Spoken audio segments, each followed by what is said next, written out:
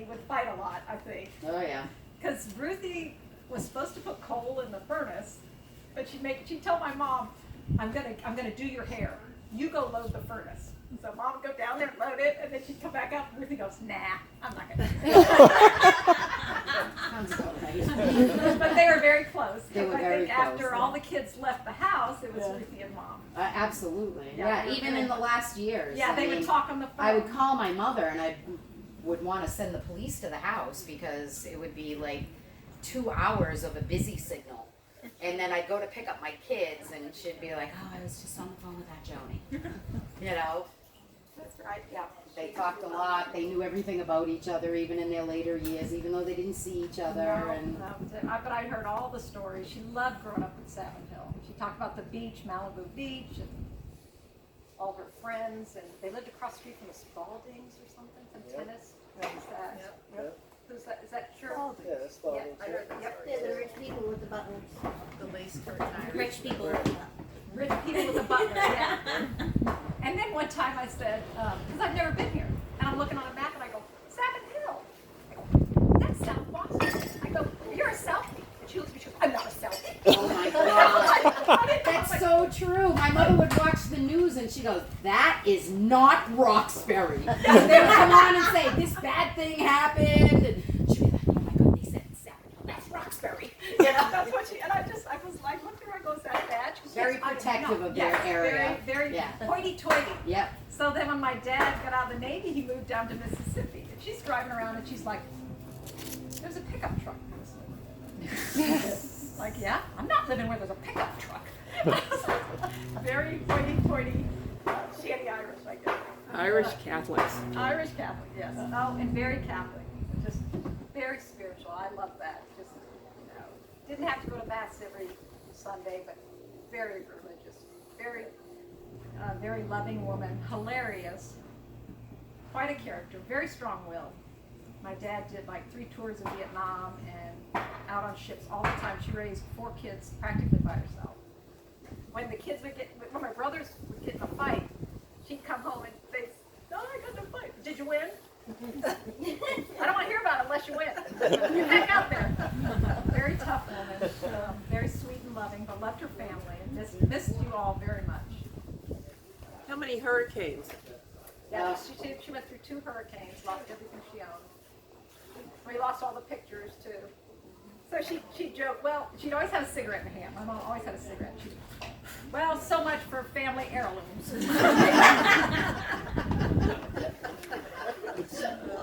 Colleen, tell us about your brothers.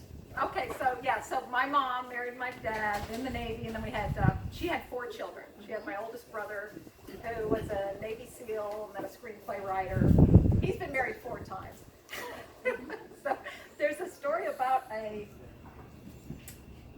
her father's brother. There, 4 women showed up at the funeral. Yes. Yes. So she always says my brother Chuck got it from him. Is that the one that they got the inheritance from? I guess. One of the boys. Oh yes. Yeah, so we got a phone call one day and my mother said, oh, somebody just called me, an attorney.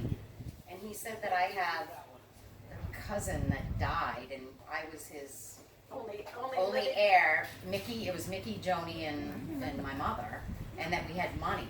Okay. And my father's like, I don't think you should listen to that. It's probably a lie.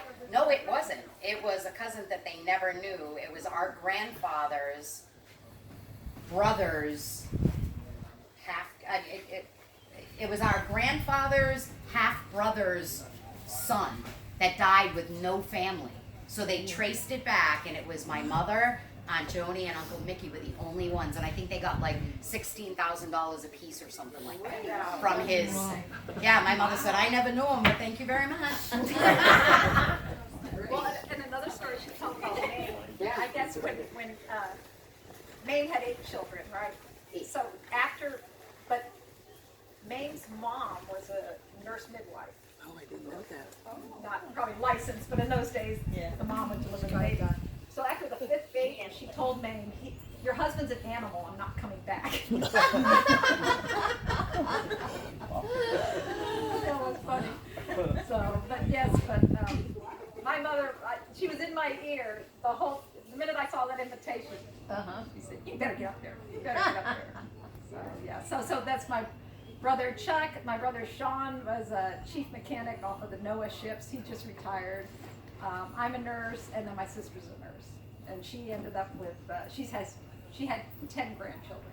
Oh, so yeah, it's spread out. But I'm really glad to be here, and thank you so much for putting it on. I when I landed in Boston, I started to cry. I miss her so much, and even though I never got here, I felt like I knew everybody, you know. So it's really nice to be here. And Rob reached out to me, and I'm in Texas, and he reached out on Facebook. Hey, my daughter goes to University of North Texas. Let's get together. So that was really fun. Really glad. So, Cousins are 4. Absolutely. Any other stories? I have one being the first grandchild, the first cousin, and with all of these aunts and uncles, you know, I was pretty spoiled, and they would put me up on the piano that was in the living room, and they would sing all the songs, and that's where I learned all the lyrics to all the songs. Even my friends say, how do you know all these lyrics? Well, I learned them when I was a little kid on my grandmother's piano.